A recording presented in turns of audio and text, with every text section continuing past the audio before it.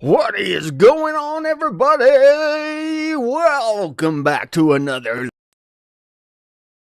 We talk about all kinds of stuff with tuning and stuff. Ah, ha, ha, ha.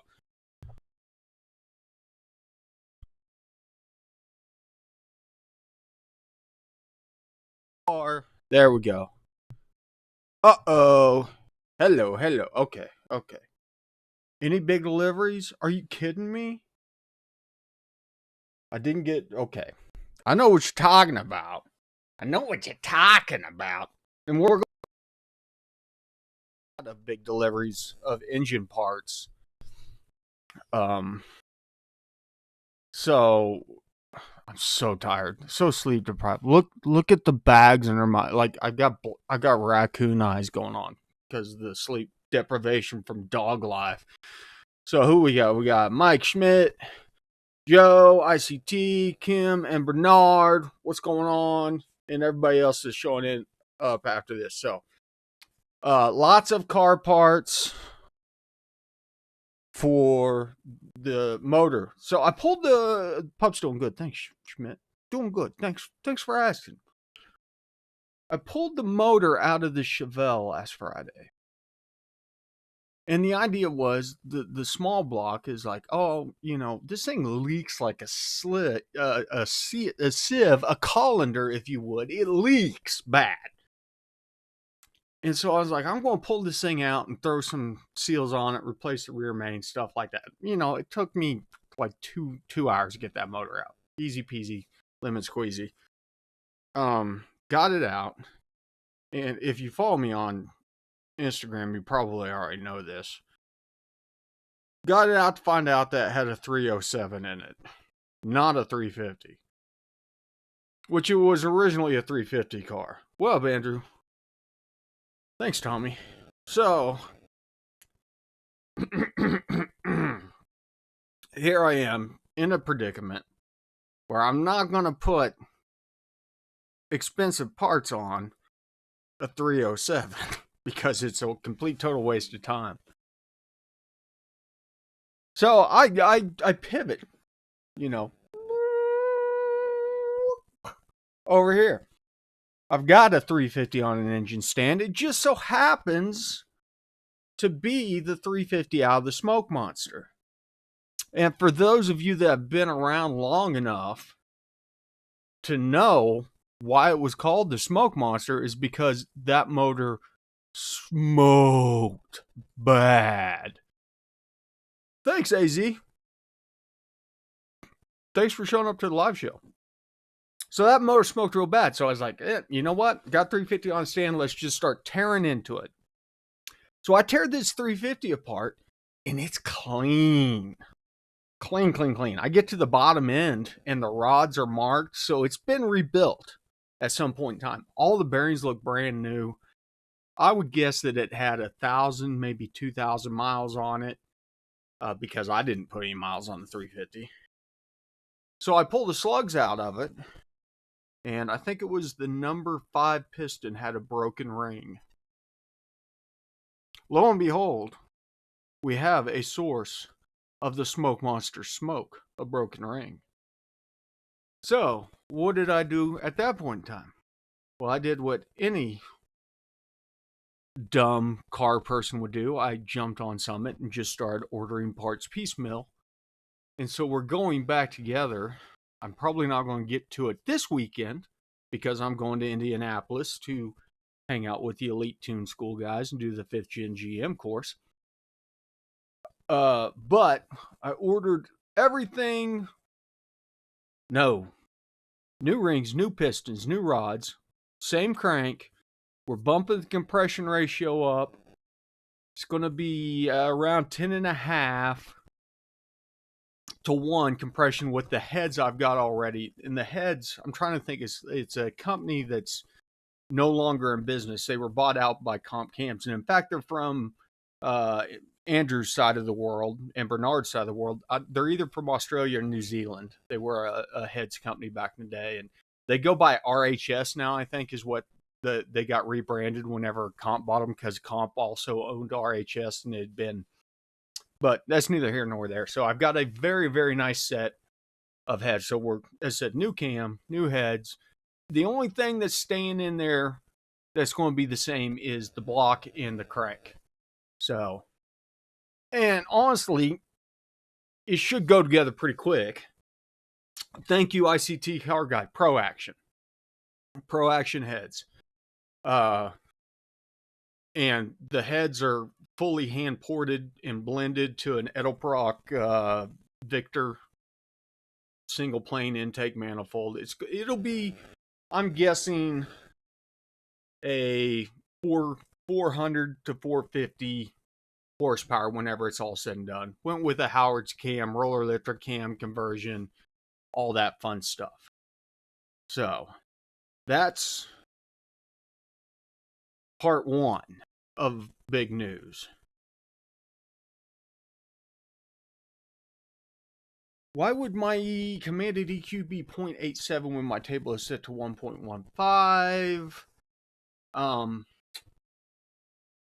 You gotta have something, you gotta have a modifier in there or something.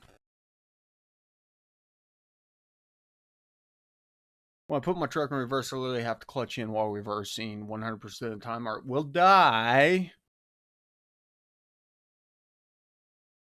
I mean, did you get your base idle airflow? Yes, Bernard. RHS heads is what they're called now. They're owned by Comp, I believe. That whole... Yeah, but you've got to remember, this is not a long-term solution for the Chevelle. The LS3 is still going to go in the Chevelle eventually. And so I did it in a way that I wasn't writing a big check on this thing. I just want to get back on the roam.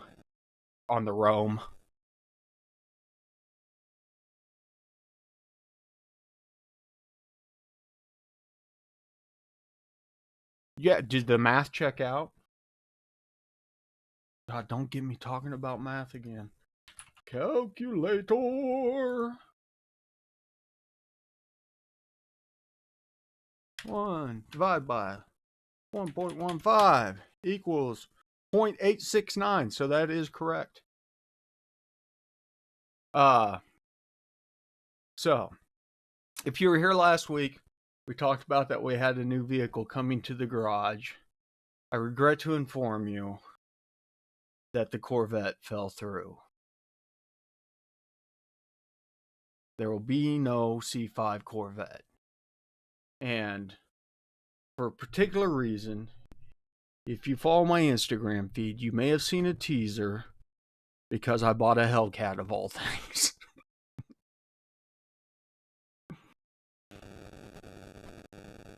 And I like it. I'll admit, I'm not a Dodge guy, but I like it. I like everything that's going on with it so far. So, yeah, what is right. I found one locally that I was able to get a very good deal on because it will not pass PA inspection because it doesn't have cats. And so, easy. I've got cats in the garage going on tomorrow. So, you bought another cat eye. Listen, they're going up in value, so you're not doing the wrong thing. With AC on, and on an idle table, every so often there will be a stumble. Thoughts? Base idle airflow. Base idle airflow. Base idle airflow. Let's see the Hellcat. Okay, let me see. Let me see if I got pictures of it. Check my email. Check my email. Oh, and don't freak out in these pictures. It's got the stupid splitter guards on it. Those came off as soon as I pulled in the driveway. Why is this email not showing up? I sent it to myself earlier because I just knew somebody would ask to see this car.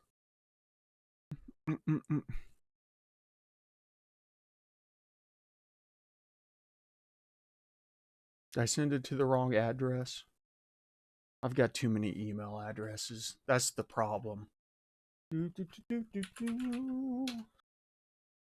do this. Let's go to my sent.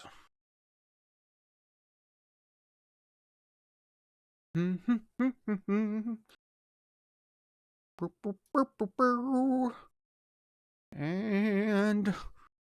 we'll put it over here. Stop. Work with me. I hate computers sometimes. How do I do this? Boop. That worked?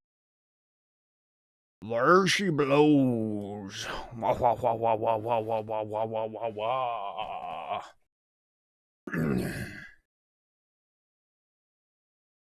Honestly, I don't know ICT car guy. So one owner, low miles. I think they're looking for 28 or something like that. Listen. Okay. Yes, you are correct. I buy too many cars, Tommy. But PA does it differently. They give you your tag whenever you buy the car in PA. You don't go down to a tag office unless you have to. It's not like Oklahoma that I'm used to, where I did know everybody in the tag office by the first name. They were red splitter guards, and they're not on it. I don't want to hear it. Okay. So, you guys will be seeing it, obviously, not until next week, but we're going to probably start off with an E85 swap and do some other fun stuff. And for the people that have been wanting Dodge tuning content, I guess I will finally do some Dodge tuning content, because I'm already doing neural network stuff. It's terrible. It's terrible. But, okay, what's everybody else up to? Everybody, don't be so quiet. What'd I do? Oh, crap. I closed my window out. Oh, well, I don't need it.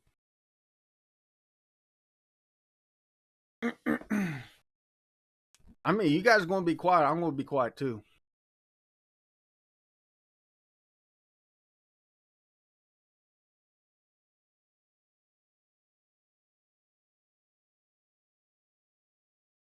Well, yeah. Of course. Well, it's a manual. I bought a manual car again. I guess that means that I've only owned Dodges that are manuals now. Never owned an automatic Dodge. I guess I've never owned an automatic Ford for that reason. I've only owned one Ford, and it was the GT350, so.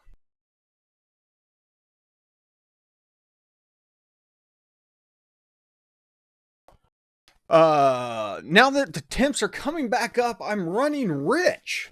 Question mark. Rich? I would have thought they would have leaned out. Well, yes and no. So, temperature compensation comes into play here very heavily. So, it could be that you have some wonkiness on your cylinder charge temp bias table. I don't know if there's really an accurate. Okay, so let's approach it from this direction. Let's do. We've got our. What is this? This is 2010 Silverado, so close enough. So we got our temperature charge bias here,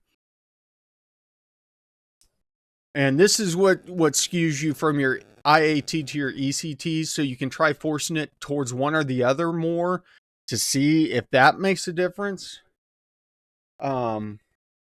That would be kind of the first step. I'm trying to think of where else temperature can be adjusted outside of just your actual sensor calibration. Might be kind of wonky. But here's the thing. Well, before you tweak the math a bit, force it kind of over into map only mode and see if it corrects itself. Because in theory, temperature is a calculation of the mass air flow, and it should be spot on. But temperature can cause a lot more skew on the speed density side of things, because speed density is looking at, you know, your manifold pressure and your RPM. Now, in theory, the temperature in your manifold is going to change the density of your air charge in there, and it should correct for that also. So temperature is kind of baked in, but kick it over to one of the others, see if one of them's not reading right. Could be something as simple as your math needs cleaned. Okay. I've been messing with my tune to get it to run. Laner. Been messing with injector data, dynamic air, data transient, and map V table, pretty much the works. Copied stuff from Magazine Tune I downloaded. Well, give me more. Why would my Whipple L83 spark knock in third gear? I can crank boost first and second, but third the computer sees knock and kills the timing. Well, for one, you're on L83, so let's take a look. Where's my cursor? Oh, I accidentally clicked into a folder. So L83, there's a 6.2, M150, 6.2. Here we go. Here's an L83. Double check. Static retard is zeroed out, and that your burst knock is zeroed out, because you don't want anything in there that could definitely be fighting you. So generally, the only ones I see it on the V8s at least is this base versus oscillator data. They'll tell you to zero these things out, but honestly, if you zero this table out, that'll take care of it, because this is where it commands it. And as I said, L83s I don't think have any static retard, but you get into the 6.2s, they do. Oh, 2016 Camaro. Bad pull. Sorry. 2015 Escalade. No, that one doesn't even have it.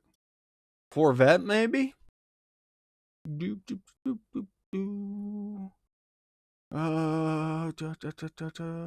16, 17 Camaro SS. Bingo. Look at that. That's terrible. Why? Why? Check those things out, Alex.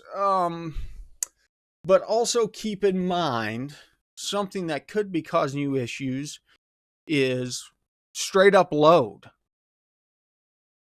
So you have less load on your motor in first and second gear because the gear ratio going through the transmission in the rear end, you go into third. As you go from second to third, the load goes up on your engine because the gear ratio becomes less at that point in time. Now, if it's only in third, it's probably not that. If you're seeing it in fourth and fifth and all the way up into sixth, it's probably not the case. But if it starts in third, it could be load-based. And it may just be a little bit too much timing for that area. Schmidt, you're only talking 3 to 5%, man. Just let short terms take care of that.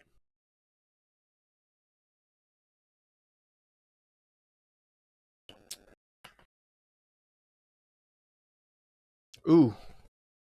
P01 only has 2 bar, which ECM has 3 bar. It's time for a standalone. If you're on a third gen,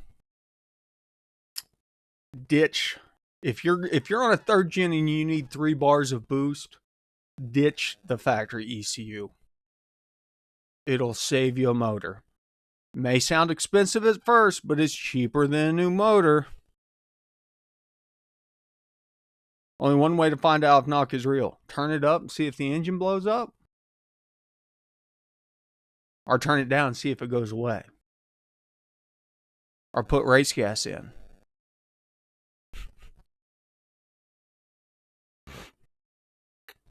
Found out I got Siemens deck injectors. Okay.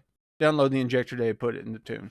The nice thing about the Siemens is there's plenty of that around, injector data generally on those, because they were used in so many stock applications and stuff. E85, race gas, whatever you want to do. Record the back of your vehicle.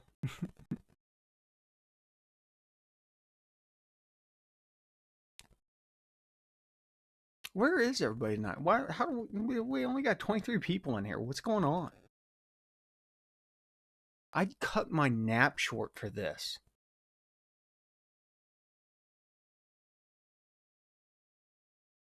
Sam's Club 87, good way to find out if the knock is real, because it will let go of a piston if it's real.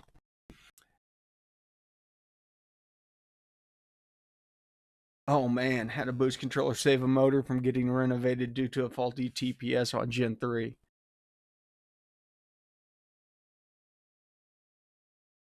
How's the Global B stuff going? I'm getting ready to do the math one, Bernard. So that one will be coming out next week. And it's very...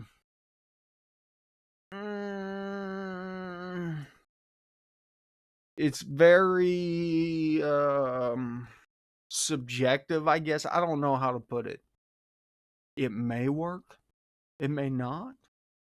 Hey, yes. I'm going to need feedback from other Global B people doing this stuff. Because let's face it, I'm the only person that's dumb enough to put this stuff on the internet right now. Everybody else wants to be super secret scientist nerds. And I'm like, give the people what they want and give it to them for free. So, any recommendations on the standalone?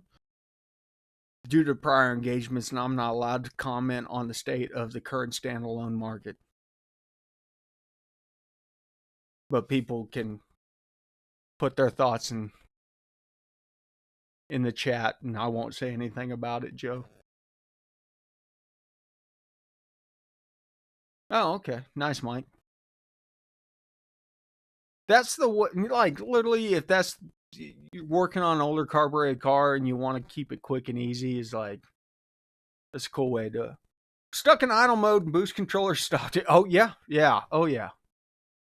Yeah. Yeah. Boost controller stopped it running positive boost from having safety plumbed in from the wideband. It's a good way to do it. Had my engine repeatedly misfiring a few times when I floored it. Cut out or something. Hope I didn't damage anything. Generally, Bernardi, you will know if you damage something. Cutting out's probably not going to do it. Most likely what happened is misfires. And bad tune, I think, are sucking up oil in the discharge, as I have no PCV valve. I don't think it would probably be that, or else you'd be puffing a huge cloud of smoke. That one wire we hooked up at 2 a.m. in the morning saved it. But make sure and check the simple stuff on misfires, man. Burnt wires will get you every time. What's a realistic power goal for a 2.9 Whipple built L83 with LT4 fuel and lots of meth, 94 pump gas? I was hoping 750 on around 16 psi. You're probably not going to get to 750. So the simple way to approach it is to take the horsepower and double it every 15 psi, because it's just math. We're talking about an air pump naturally aspirated with 100% volumetric efficiency might get us the rating. So you might be close to the crank. You're sure not getting it at wheel though. But I would say you're going to be closer to 700 at the crank on that setup. Smoke on startup, was it cold start or warm start? Could it just been condensation? Found oil in the pipe from rocker. But if you found that and it was sucking enough oil up, you would be, you know, killing mosquitoes. You'd be throwing so much. You would have Smoke Monster 2.0 if that were the case. Yeah, cold start is probably just condensation. I would go through, double check the tune, do it in a reasonable way of working your way up 1,000 RPMs at a time and see if there's any holes in there. But as I said, check around, look for any bad wires. Yeah, and honestly, there's no reason not to run a PCV valve. They work great for what they do. Like, as simple as they are, which they're not actually that simple, they do work great at keeping stuff out of the intake.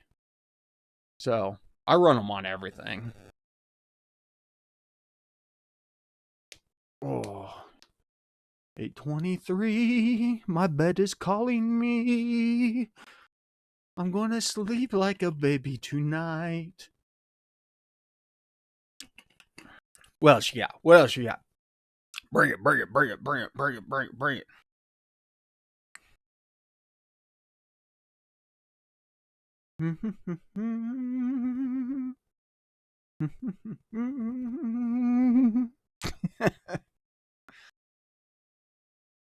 So the plans next weekend, have the motor back in the Chevelle, and then we'll start the sniper install and all that stuff. And since we're doing all of the rebuilding of this motor and we're not going with flat tappet cam, we'll go ahead and just throw all the timing stuff at and do it all at once. So I'll do a video on the install, at least of the Hyperspark and stuff like that. And then we'll dive into the tuning of it and all that jazz. Yeah, you're not going to be blower limited. You're going to be fuel limited. Because you get up at 16, even with the LT4 fuel system, and lots of meth. Well, lots of meth will carry you probably up to 18 or so PSI, but you're getting to the point where you need to switch to port injection or run an auxiliary fuel system.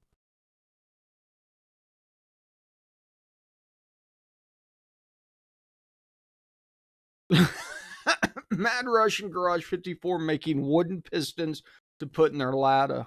I wonder what kind of wood they're using. Oh man, Schmidt, get rid of those Magneride shocks. They're not worth having. I mean, once they fail, switch over to a coilover and put signal cutters. That is crazy though, that wasn't the radio. You gotta love electrical gremlins, man. Justin was driving his Turbo C10 last night and it just shut off while he's going down the road. And I was like, yo, bro, your Terminator crapped the bed. But that wasn't it.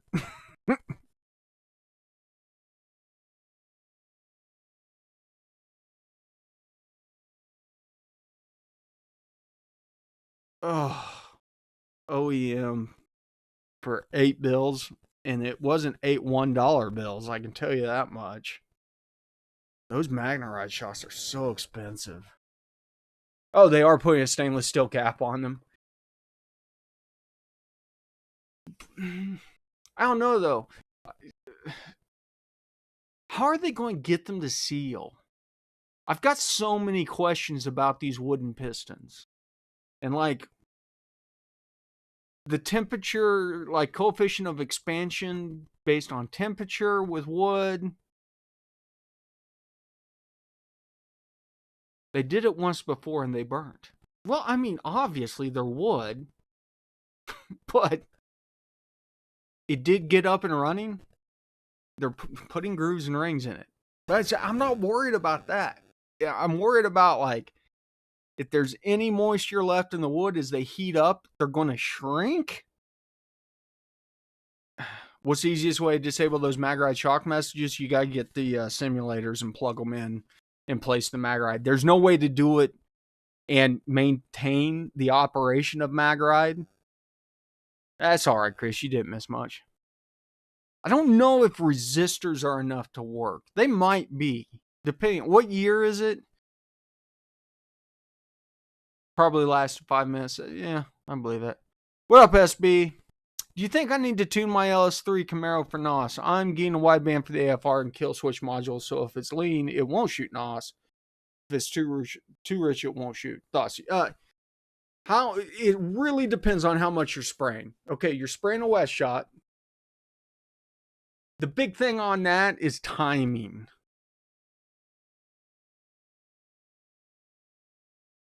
So and that's going to depend on how much you're spraying. The rule of thumb is you want to retard 2 degrees per 50 shot. 150. So 150 is enough that you're going to want to figure out a way to pull the 6 degrees. I would probably personally run up to 100 shot without worrying about the timing.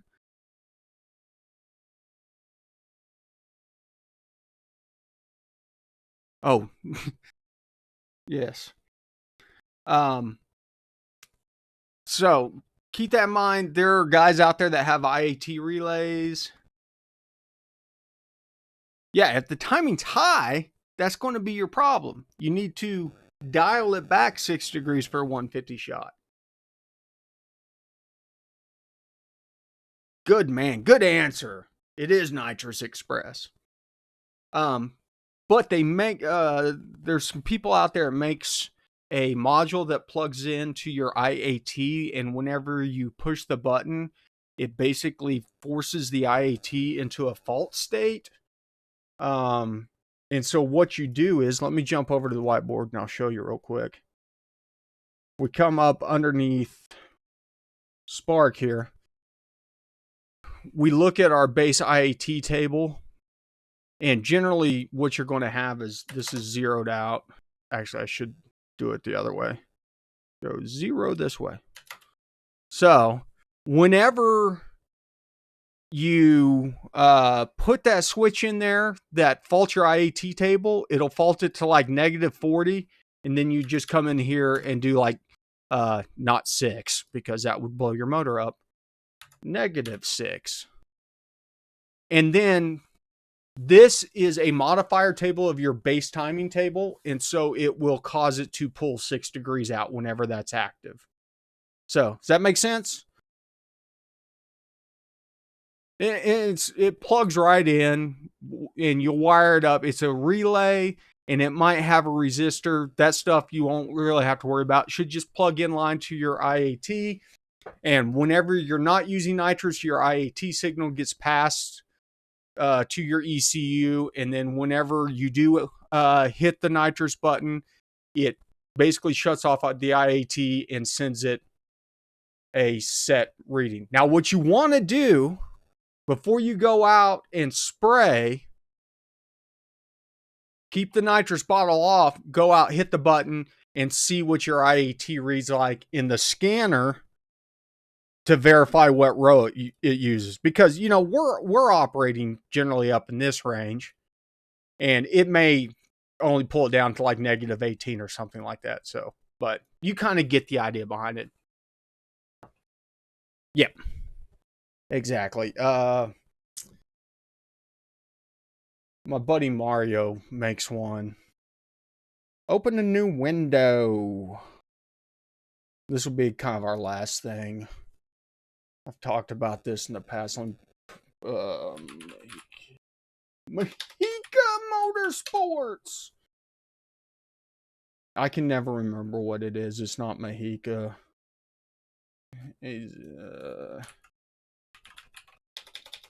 Let's see if I can find it real quick.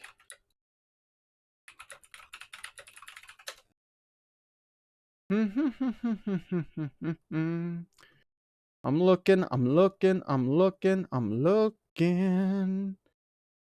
Man, he really needs to get better Google, whatever the heck they call it. Unfortunately, it doesn't work that way, man. Oh yeah, you just want the ball. That's basically how I run it. I just want people to see that I've got it. I don't need to use it. I don't know why I can never remember that. Okay. Here we go. I don't know if he still has it or not. Oh yeah, he does. Okay, cool. So let me boop. Okay, can you see my screen? It's Mika Motorsports. Mikha. And let's come up into the shop. Here we go. 150 bucks. So they got an original 2-wire, or if you've got an LS3, LS7 style MAF, or if you've got a 5-pin MAF. But as said, like if you got a 2-wire IAT that you're using, this plugs in. It has all the brains in it. Then you've got a trigger wire. Yeah, so this you would want the. You're still running the IAT and the MAF. Just be this unit. So see what it says. No more nitrous tunes, blah, blah, blah, blah, blah, blah. Interrupts the intake signal back to the ECU to adjust the timing. Instructions included on the process. This dude's super cool. So I would highly, 150 sounds pretty steep, but as you can see, it's a fairly nice piece of kit, and you're getting it from a reputable guy. Yeah, but you after the math, honestly, it doesn't matter if it's just after the math. See, Andrew. No, but you can tell them, like, if it gives you the option in the checkout, tell them that Goat Rope sent you, because we talk back and forth. In fact, this guy is, I don't know if you guys have seen the wide body Cadillac XLR. He's the guy that owns the wide body Cadillac XLR, or at least he used to. I don't know if he does anymore. So, yeah. It doesn't matter really where you shoot nitrous, because your throttle body's got to be wide open. Well, if you're running the LS3 MAF, it would depend on whether or not you have the LS3 MAF. And if you do have the LS3 MAF and you have the IAT broke out, then you'd want to run the 2-wire. But most likely, it used to be an L99. So are you running in speed density only then? Are you running the old style MAF? So many questions, so many answers. So the card style that is commonly referred to as the LS3 MAF, here, let me just, LS3 MAF. This style is the LS3 MAF, and this would be the truck style that they're talking about. So you've got one or the other if you're still running a mass airflow sensor. This one right here, this is one. Okay, yeah, so you want the LS3 one because this has a built-in temperature sensor. And so this will plug into the MAF. And you're good to go, man. And if you have any issues setting it up in the tune, just let me know. But as I said, he sends instructions, so he'll tell you exactly which table and which row to edit. And as I say, if you're going to do a 150 shot, do 6 degrees of negative timing. And then you can leave all of your base timing the same, and it'll drive just like it does right now. Then whenever you spray it, you'll be running safe timing and not have to worry about grenading the old motor, right? Still do the one-on-ones. I'm not sure if there's any of those spots available right now. There's the standard $25 email support slot. I don't know if I can even view if there's any spots available, to be honest with you. Doop, doop, doop, doop, doop, doop, doop.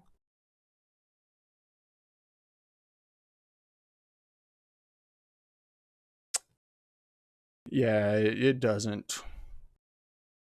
Oh, I've got, well, maybe not. As I said, it's hard to tell. No, it looks like two spots available. Should have 2 of the one-on-one spots available. Oh, is it saying it's sold out? Well, I don't know. This is just a way. Hey, listen, you probably just missed the last spot. I think a dude snagged it up yesterday. And generally the first week of the month, they become available. So if you guys are ever interested.